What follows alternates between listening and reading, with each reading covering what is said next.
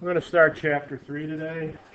So now we've got some of the preliminaries out of the way. We're going to start getting into the chemistry and figure out what's going on.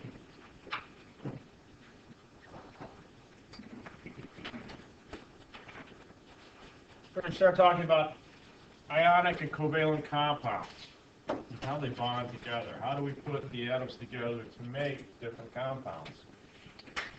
So bonding is joining of two atoms in a stable environment. We talked about the periodic table. Only the elements in group 8A, the noble gases, don't readily react to form bonds. We can get them to react, but we have to do some extraordinary circumstances to do it. That's because their electronic configuration, which we went into before, is extremely stable. Otherwise, elements in the periodic table will lose, gain, or share electrons to achieve this noble gas configuration. Everybody wants to be like the noble gases. So that's the key, really, to chemistry.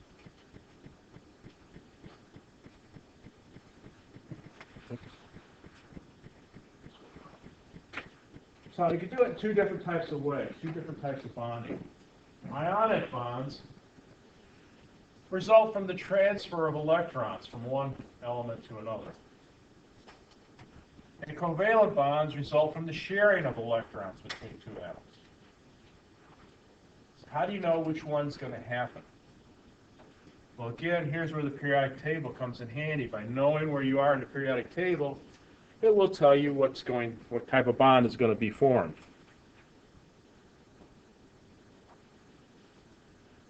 So looking at this, ionic bonds come between a metal and a nonmetal.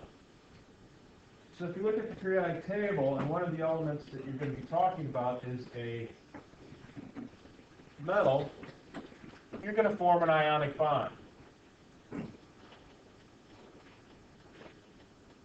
So here we have sodium and chlorine, which makes sodium chloride.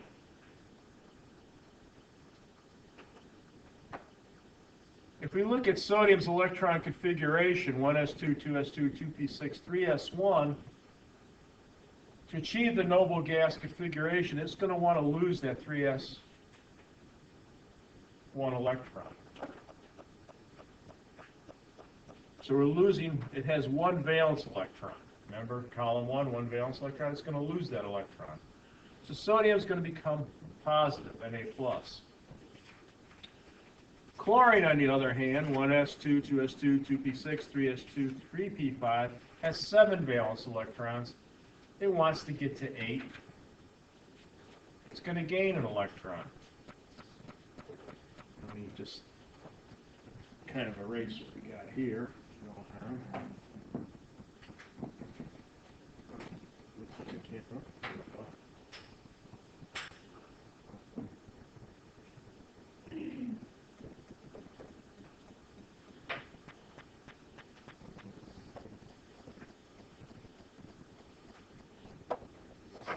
So now we have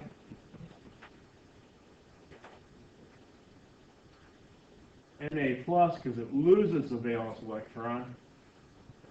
Cl minus, which gains an electron. So now you have a plus charge and a negative charge, and they're attracted to each other.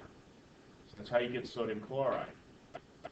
Sodium chloride is an ionic compound because this is an ionic bond.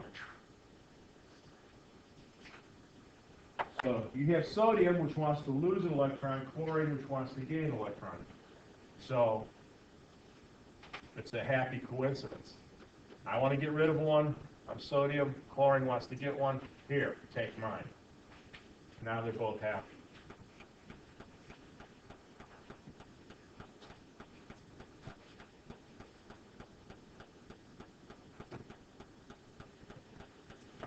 Covalent bonds are formed when two nonmetals, or nonmetal and a metalloid, come together. So a molecule is a discrete group of atoms that share electrons. Ionic compounds are not molecules.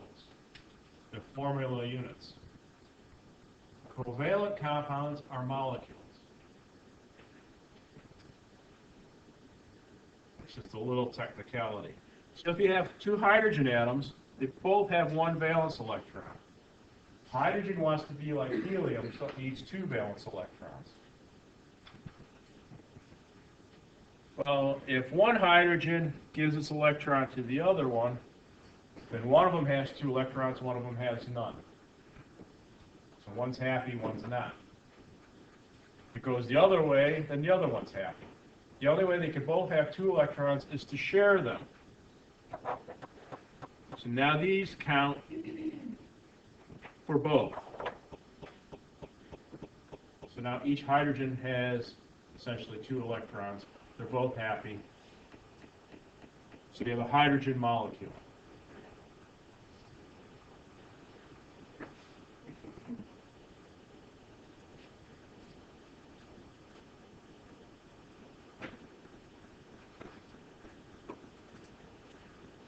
Now let's go back to ionic bonds. So ions, when an element either gains or loses an electron or more electrons, it forms ions. Those are charged species. They're either going to be positive or negative. So there's two types of ions, cations and anions.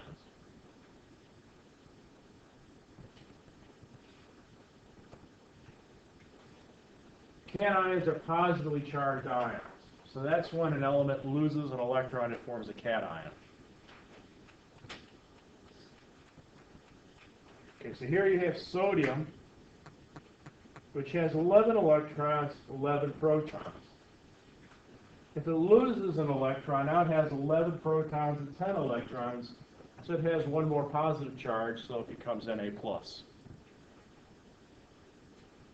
So that's a sodium, forms a cation. If we look at chlorine, it starts with 17 protons, 17 electrons. It gains an electron. It now has 18 electrons, one more negative charge than positive, so chlorine becomes -1.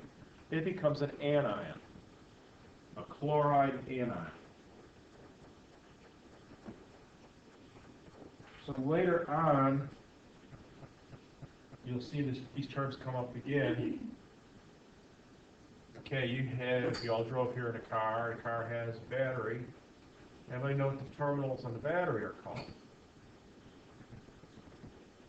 Yeah, I know they're positive and negative. We said the positive ions here are called what? Cations. So the positive terminal on the battery is called the cathode. Ever heard the cathode? You guys got to get out one. Okay. The negative is similar. It's called the anode, and that comes from anion. Cathode and anode. So all battery terminals have a cathode and an anode.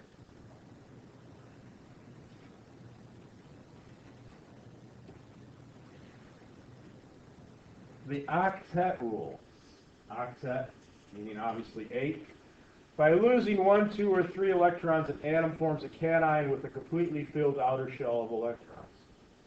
Or it can either gain 1, 2, or 3 electrons to get to that magic 8 number. It's really simple.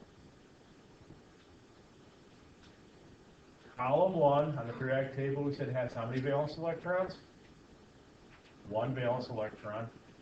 It will lose that electron, so it'll get a charge of +1. Column 2A has how many valence electrons? 2. It will lose those 2 to get a charge of +2. Column 3A, 3. It'll lose those 3, +3. Column 4 that's that wishy-washy area. Most of the time they'll form covalent bonds. Column 5 has 5 valence electrons, so it's going to, no, it's easier to gain 3 than it is to lose 5. So it gains 3 electrons, so it gets a charge of -3. Column 6A has 6 valence electrons. It'll gain 2 to get to that magic name, so it'll be minus 2. Column 7A, minus 1. And column 8A is fine all by itself. So now that you know the charges of the columns, the representative columns, doing ionic compounds from any of those should be pretty simple. If I say magnesium, and we're going to put together with bromine, magnesium's in column 2A, so it's going to get charge of 2 plus. Bromine's in column 7A, so it's going to get charge of minus 1. Now they have to go together so that their total charge is 0. Compounds don't have a charge. You don't see stuff just like flying off the table randomly because it's got a charge on it. So, just by looking at this, how would they go together to give us a net of 0? Only two bromines and 1 magnesium. So how would you do the formula? Real simple. Let's do a crisscross. We end up with MgBr2.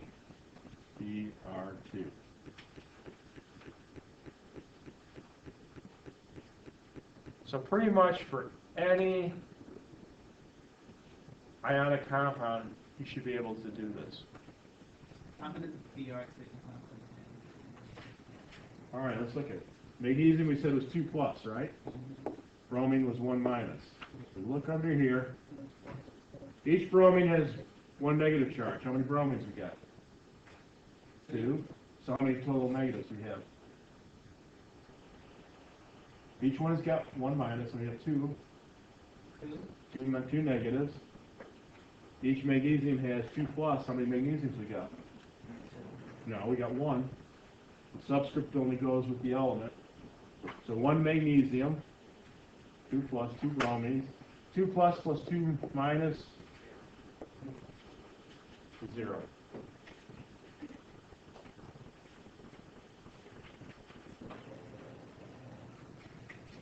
So let's do another one. Aluminum and sulfur. Aluminum's in column. I don't think so. Aluminum. 3A, so its charge is going to be 3 plus. Sulfur's in column. Its charge is going to be 2 minus. Again, crisscross it. So now we end up with Al2S3.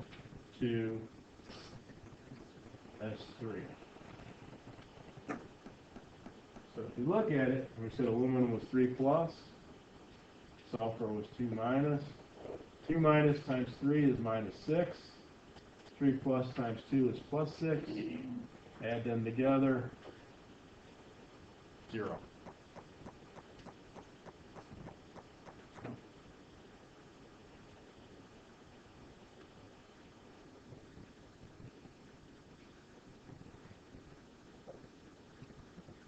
Let's do one more. Potassium and oxygen. Potassium's in what column? So its charge is 1 plus. Oxygen's in column 6A, so its charge is 2 minus. So what would the formula for potassium oxide be? K2O.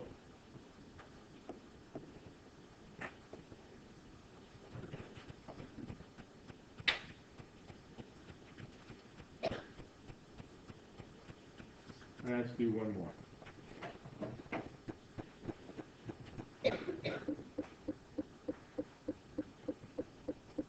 Calcium and sulfur. Calcium's in column 2A, so its charge is, sulfur's in column So it's, so formula would be, CAS. yeah, if you crisscross, you end up with Ca2S2. You have to make the lowest common denominator, so it's CAS.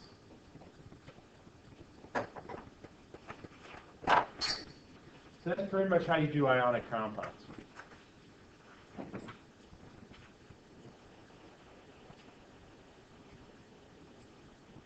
Questions? No? So just to go over, elements in the same group form ions of similar charge. So we know as we go down the column, the charge is the same. And kind of went over that. So group 1A is plus 1, 2A is 2 plus, 3A is 3 plus. If you do the connect homework, you put in as 3 plus, not plus 3. The number comes first and then the charge. That's technically the way to do it. 5A is 3 minus, 6A is 2 minus, 7A is 1 minus. What was 4A again?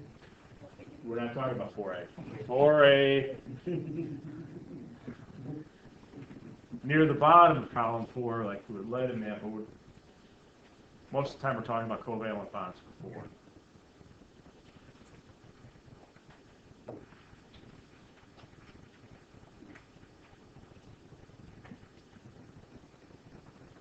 So there's the periodic table, pretty much shows you what the charges are, what the valence electrons are.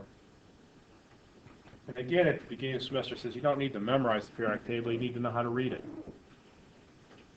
Knowing how to read it, you can do just about all the chemistry you need to do.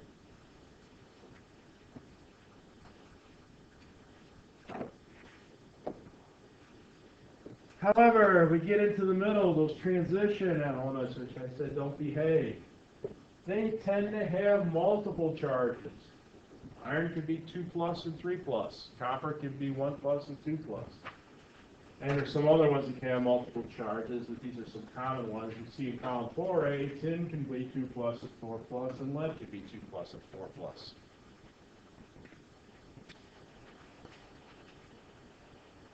And we'll talk about how to deal with those a little bit.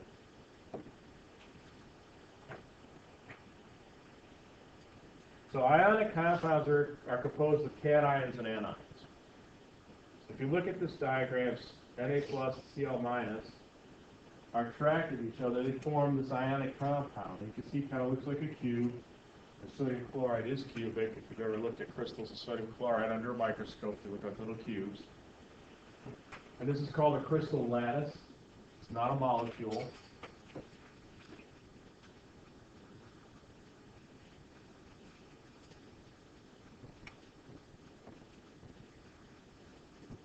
So again, the sum of the overall charges has to be 0. Sodium chloride plus 1 minus 1 is 0. Lithium oxide plus 2 and minus 2. Barium iodide and aluminum oxide. So the key is all the charges have to add to 0.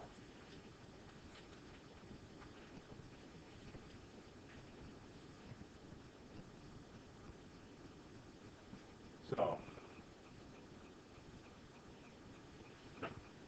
again, the metals form cations, the nonmetals form anions.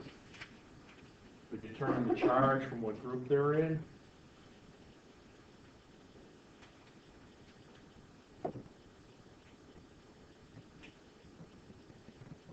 And we determine how to put them together so we end up with a total of 0 for the charge.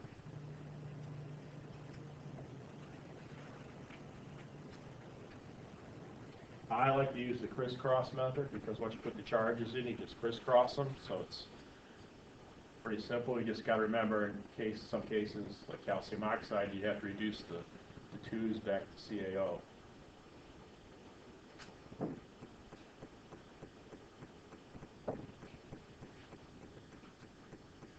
cation always comes first, and then the anion. Subscripts don't have charges in them. If you don't see a subscript, it's assumed to be 1.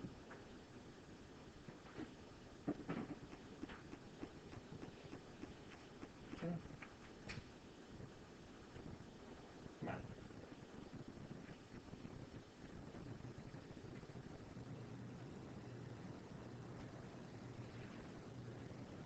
How do you name ionic compounds? Well, you look at the cation, you name it for the element.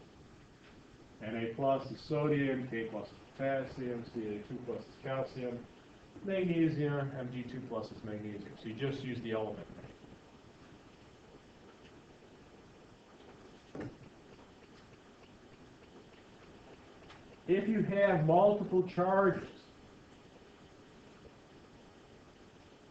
they use what's called the stock system or the systematic name, where you have to put the charge of the cation as a Roman numeral in parentheses following the name of the cation. And really that's the one we're going to be using. It's possible I could have FeCl3, FeCl2. If I just called them iron chloride and sent you to get some, you wouldn't know which one to get. Because they're both iron and chlorine. But obviously they're different compounds. So if you look at the top one, chlorine is always what? What charge on chlorine? -1. How many chlorines do we have in the top one? So we have 3 minuses. So that means the iron must be +3.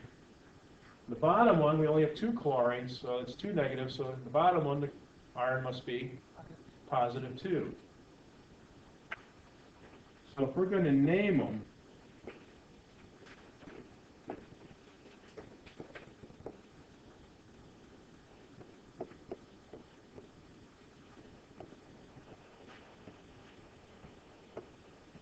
the top one, we have to use the Roman numeral 3, and the bottom one, the Roman numeral 2. Now I know if I tell you to go get iron 3 chloride, you know which one to get.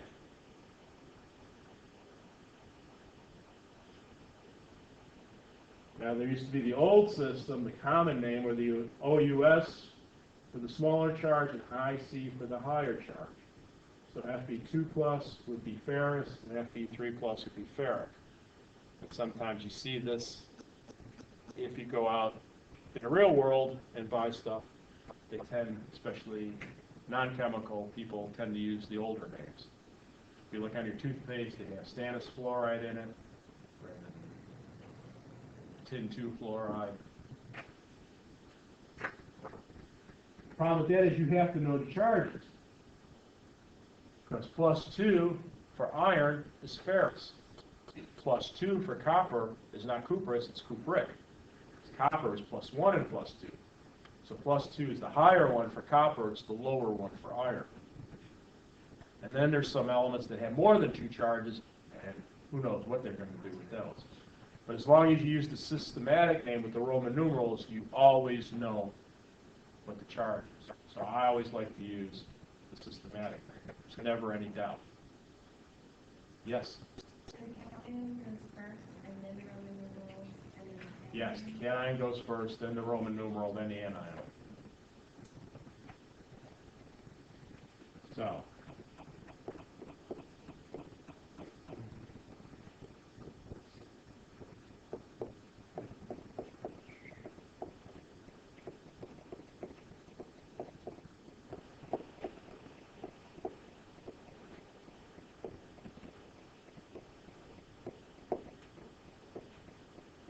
what would this be? What's the old name for Fe2? Fe2 plus. Common name. The common name. And what is that a picture of? There. Oh, excuse. Ferris wheel. It's a Ferris wheel. Come on, people. All right. I know it's Monday morning, it's a Ferris wheel. Okay. So here are some of the different charges. Like you said, copper is +1, +2. So it'd be cuprous cupric. Chromium would be chromous chromic, and ferrous ferric. Mercurous and mercuric. I don't like those because you have to know the charges. With the ones and the two, it already tells you the charges. So there's no ambiguity there.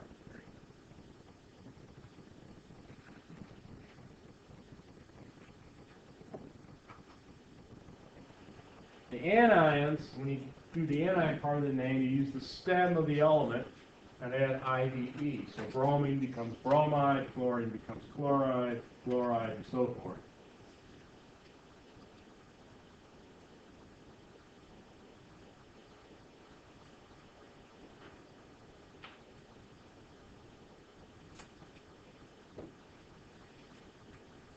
So how do you name them? You name the cation and then the anion. For the main group elements, you do not use Roman numerals if there's only one charge. So Na plus, NaF is sodium fluoride, MgCl2 is magnesium chloride.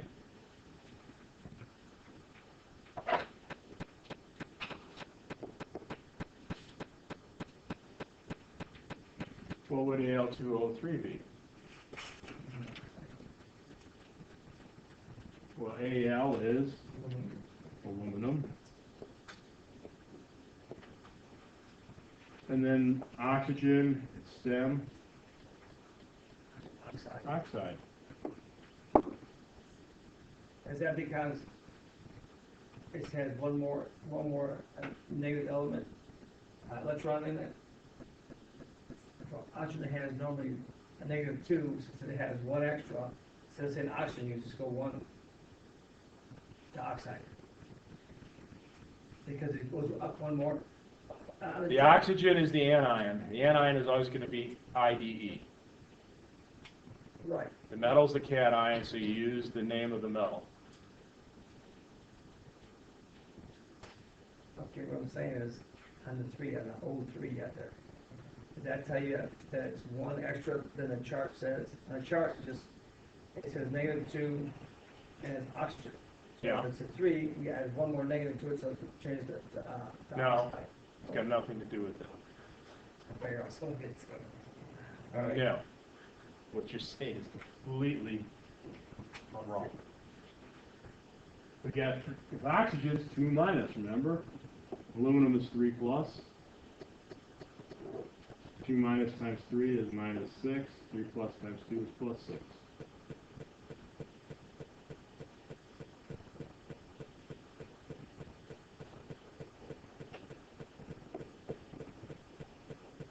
What would the name of that be?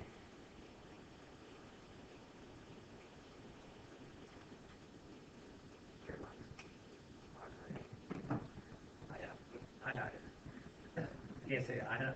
Barium iodide. Barium iodide. Iodine. Iodide.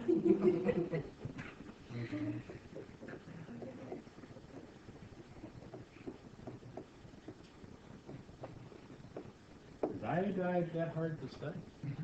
Apparently it is. On a Monday morning. Okay.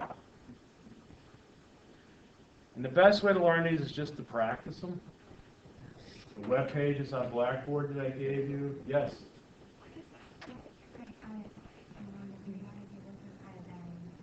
The element is iodine. When you do the anion, you use the stem of the element and IDE. So it's always like oxygen was not oxygen, it's oxide. Iodine is iodide. NaCl is sodium chloride. The anion always ends in IDE.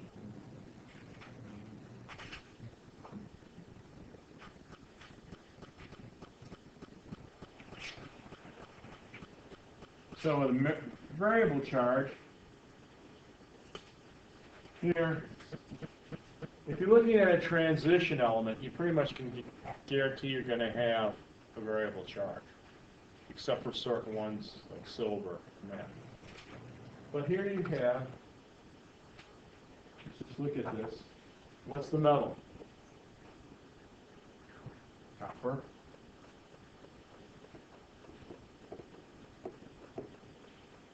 The anion is chloride.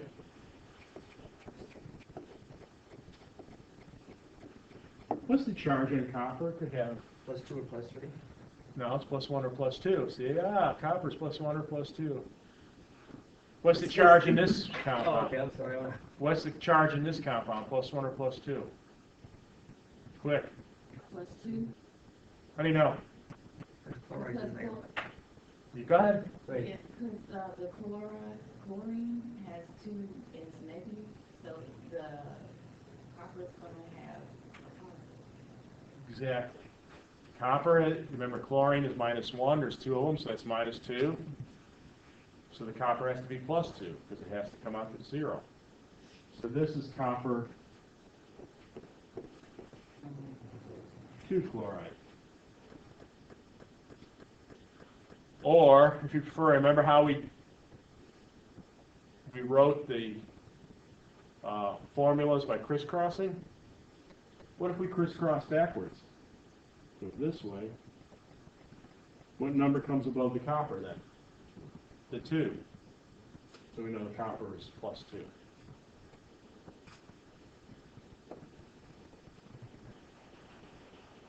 So, rust. What would this name be? Iron. Iron has multiple charges. Iron's transition.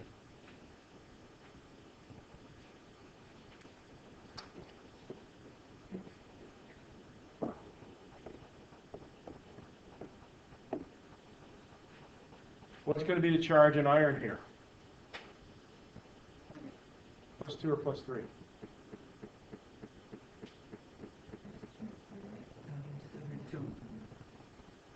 What's the charge in oxygen?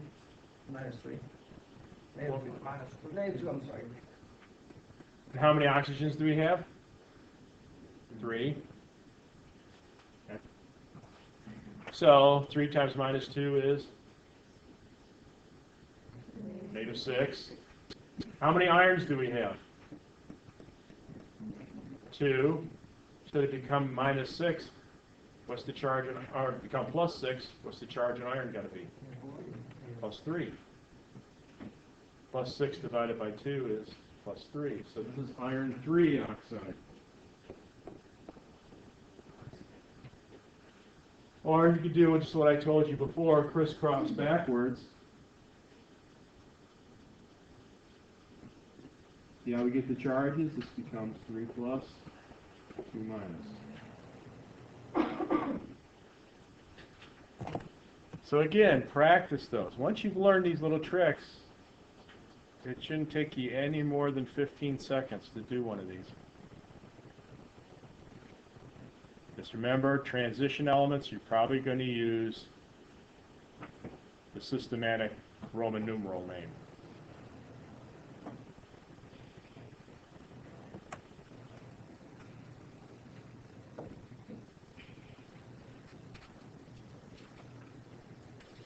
And again, I'm not going to ask you to do the common names with the IC and the OUS, because that's pretty much fallen out of favor, except when you go to the grocery store or the Home Depot and you look at different chemical names.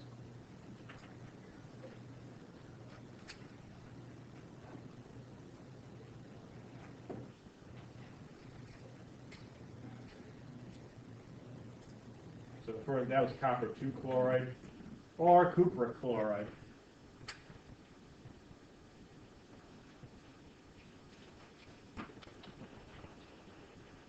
Given the name, write the formula.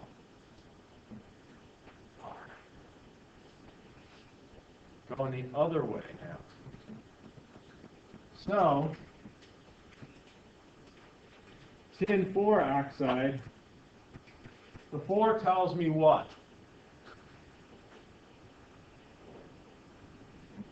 In the name, the 4 tells me what?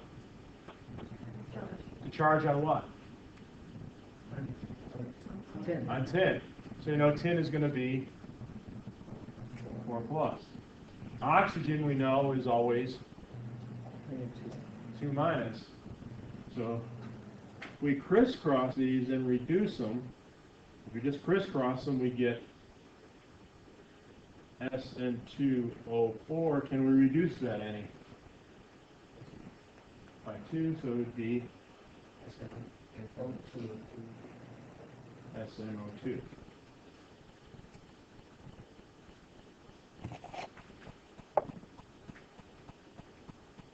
Okay?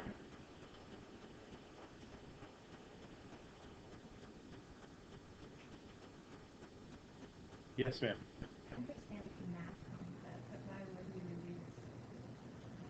Because that is the smallest unit that makes up a formula unit. You got to use the smallest combination. SNO2 is correct. SN2O4 is incorrect.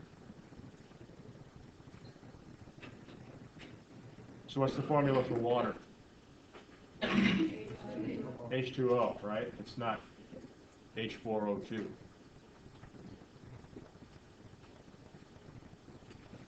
Even though it's the same ratios.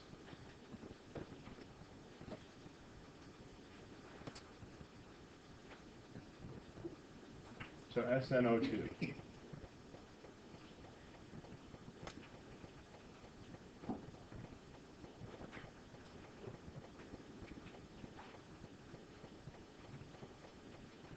So let's try a couple of these.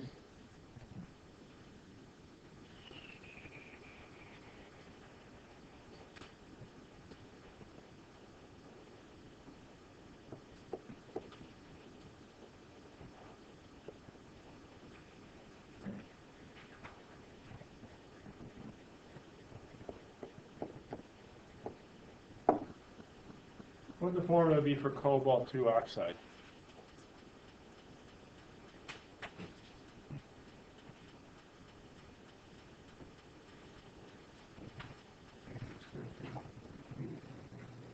CO and O.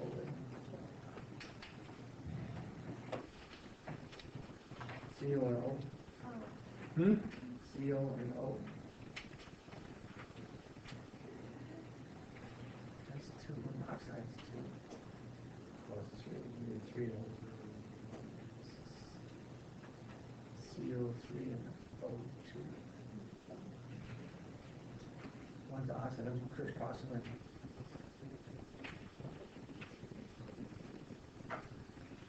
Cobalt can be 2 or 3. Are you writing this down as you do the steps?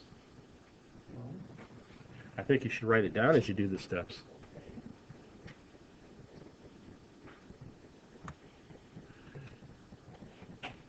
So, ionic compounds have high melting and boiling points, and they dissociate in water, cations and anions, and get an electric current. There are a bunch of ions that are called polyatomic ions. I wish there was a nice, easy way of learning these. Basically, all you can do is memorize them, or in your case, at least mark in the book where the table is. And in your book, it's on page 90. You've probably heard of some of these before: carbonate, bicarbonate, acetate, cyanide, hydroxide. Here's your phosphate that you were talking about, PO4. Hydrogen phosphate, dihydrogen phosphate, sulfate, bisulfate, sulfite, hydrogen. There's a whole list of them. Those are all anions. The one cation you should know is NH4+, which is ammonium.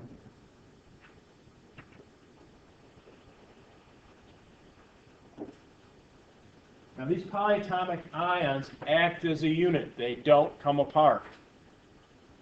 So if you put NH4 plus in water, it stays as NH4 plus. A plus charge covers that whole NH4.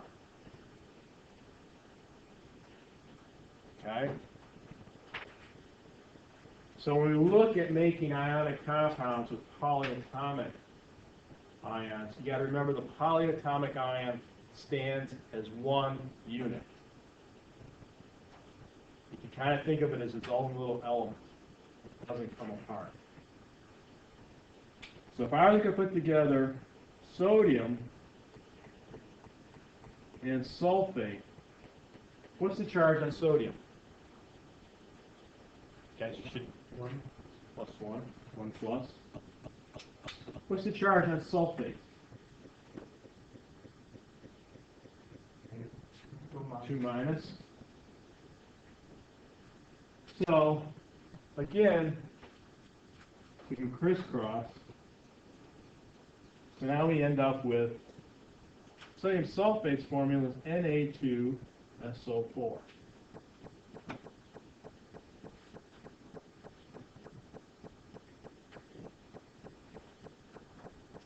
Two sodiums, one sulfate.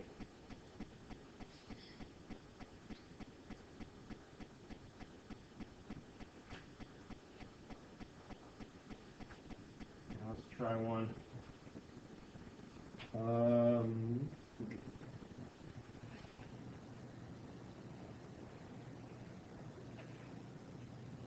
We're going to put barium together with hydroxide, polyatomic. What's the charge on barium? Plus 2. 2 plus. Hydroxide is Negative 1. 1 minus. So if we crisscross, what would the formula be?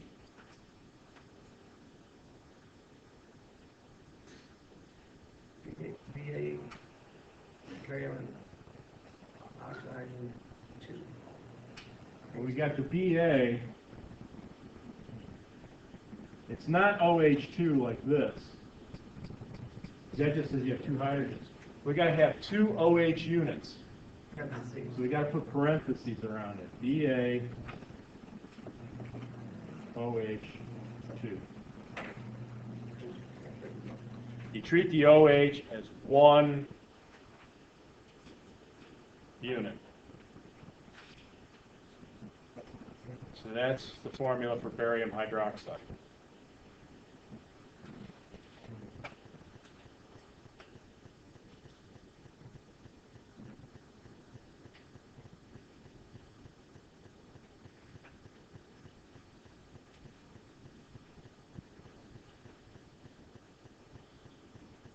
So let's put together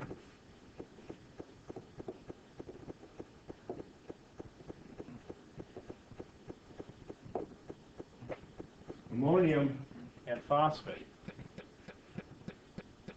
What would the formula for that be?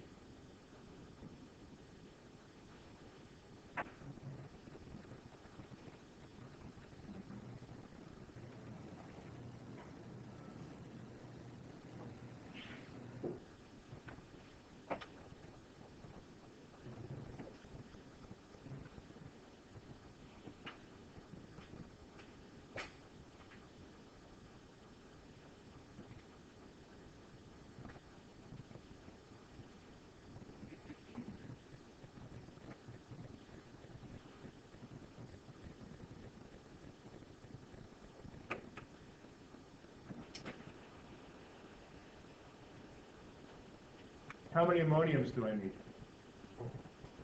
Well, you have 4. What's the charge on phosphate? Negative 1. What did I just write up here? Negative 3. -3. How could we, oh, so, okay. I didn't know what that was. What's the charge on ammonia? +1. So how many ammonias do I need to balance the Negative 5 and 3. I need 3 of them. Right. So how am I going to write this? Oh, NH4, parentheses 3. Because you can't break them apart. That's right, you can't break them apart.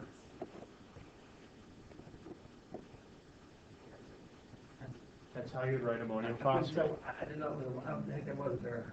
I couldn't tell the three, I'm sorry.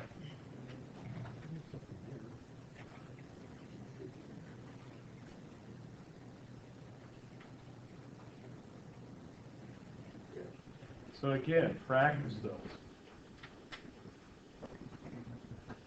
It's a little bit tricky with the polyatomic ions.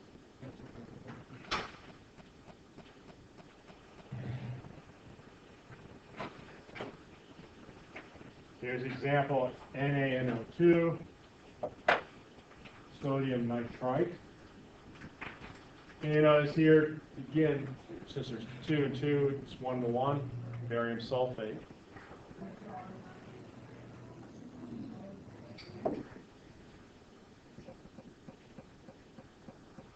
And magnesium hydroxide, again, the OH is in parentheses, because we need 2 of them, 2 OH units. Magnesium hydroxide. OH is a base. Where do we find magnesium hydroxide?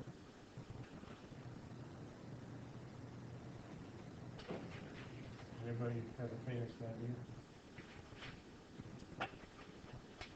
A base neutralizes what? Do you know what a base neutralizes? They're headed towards me. What the opposite of a base is? Acid. So a base neutralizes an acid. Where might you have excess acid? Well, it's home. In your stomach. In your stomach. Okay, you eat a lot of food, you produce a lot of acid in your stomach, then you lay down. The acid comes up into your esophagus, and you end up getting acid reflux, more commonly known as heartburn. So you get rid of an acid, you take Base. more commonly known as an antacid. Magnesium hydroxide is one. Guess where you find it? Yeah, but it's something. Magnesium. Think of something that. Ask your mom. Mom. Milk of magnesia. That's where the magnesia comes from. Magnesium.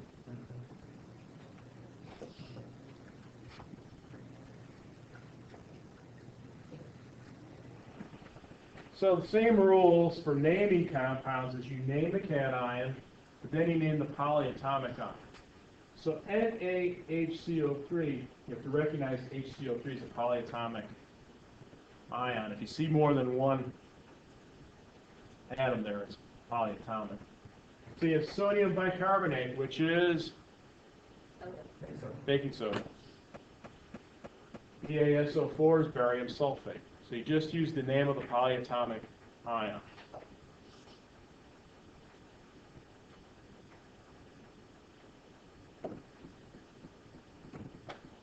And again, calcium carbonate comes, which is why it's a source of calcium. Calcium carbonate is also in chalk, limestone. So you need calcium, go out, chew on a piece of limestone, or chew some chalk. Magnesium hydroxide is in Maalox, it's also a milk of magnesia. Iron sulfate, supplemental iron pills for ladies or ladies' vitamins. Men, you want to make sure you don't take your wife's or girlfriend's vitamins because they have iron in them. You can actually get iron toxicity because you don't get rid of iron like women do every month. Apparently they're not too happy about it. At least in my experience, they've never been too happy about it. Try to get you in there. What? I said, I'll try to.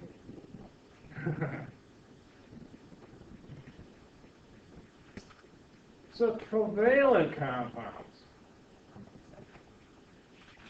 We share electrons. So here we have a bond, single lines of bond, consists of 2 electrons. Bond is 2 electrons. So a molecule is a discrete group of atoms held together by covalent bonds. So if we talk about table sugar, C12H22O11, all those atoms are held together by bonds. They don't come apart in water. Sugar does not come apart in water. It stays sugar. Whereas in ionic compounds, if you look at a crystal, each point in the crystal lattice was just either a sodium, cation, or chloride anion. Each point, sugar is crystalline, obviously because it's so right in a package takes the crystal, so it must be crystalline. Each point on a crystal of sugar is the whole molecule of sugar.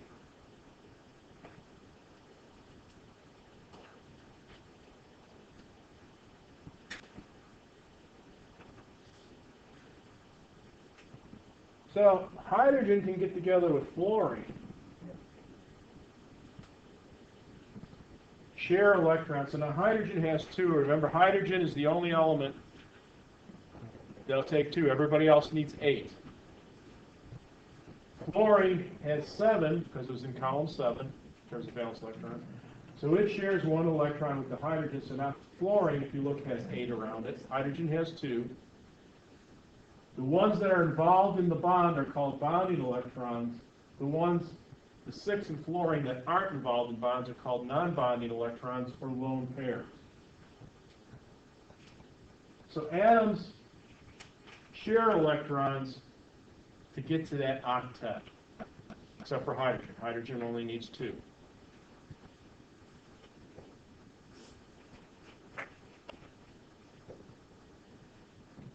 So if we look at carbon, carbon has how many valence electrons? Quick. 6, No. 4. 4. It's in column 4. So if we look at carbon, it has 4. Hydrogen, we said, is how many? 1 by itself. So hydrogen needs how many more to be happy? 1 more. Okay, get 2. Carbon needs how many? It has 4. It wants to get 8, so it needs 4 more. So carbon can share with 4 hydrogens.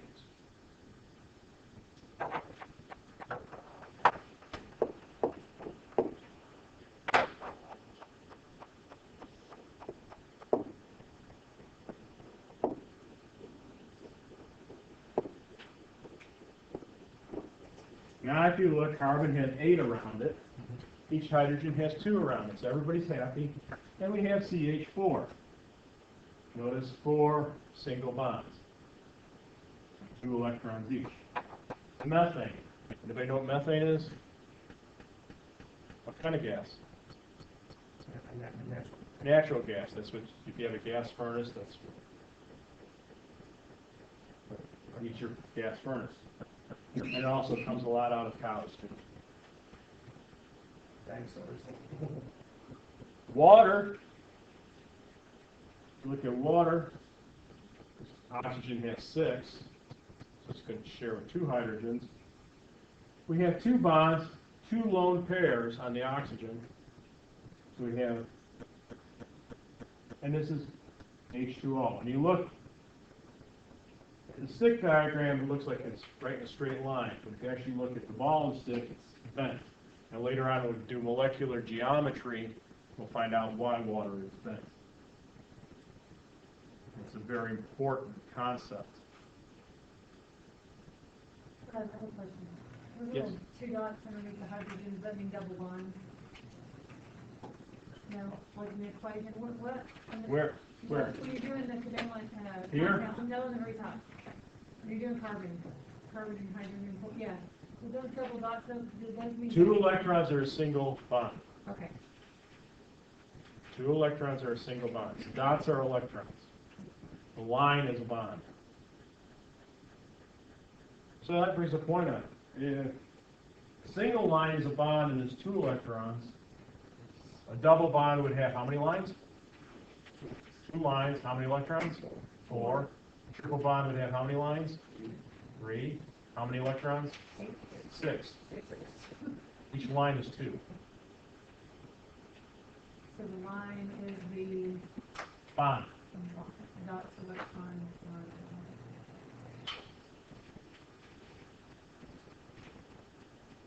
So that's that's basically like when we're studying about like saturated and unsaturated, and that, I mean, that's the difference between those or the single valent bonds and the double valent bonds.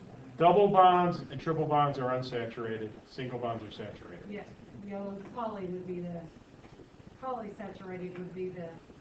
Poly Three or unsaturated. more. It's poly unsaturated. Polyunsaturated, yeah. Means you have more than one double bond. And one of them. We'll get to that later. That's the last chapter. Well, I was kind of linking that with that. I don't know what these numbers mean. I think that was something, trying to explain something in somebody's test. So covalent bonds are formed when two nonmetals get together, or a metalloid and a nonmetal. So again, if I give you two elements, you should be able to immediately tell me if it's ionic or covalent. If there's a metal in there, it's going to be ionic. Two nonmetals, covalent. Or a metalloid and a nonmetal, it's covalent.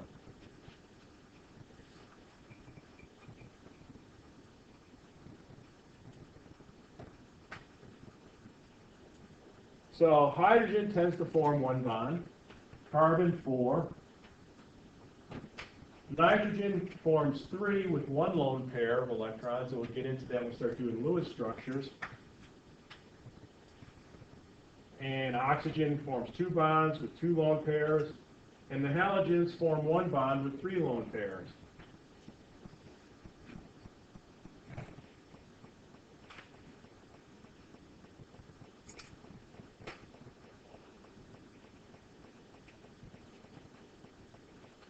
And we're going to start next time doing Lewis structures.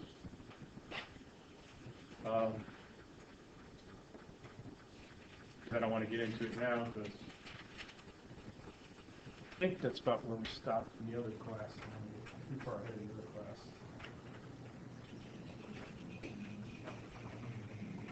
That's 342, okay. So, for your viewing pleasure, I can bring it up here.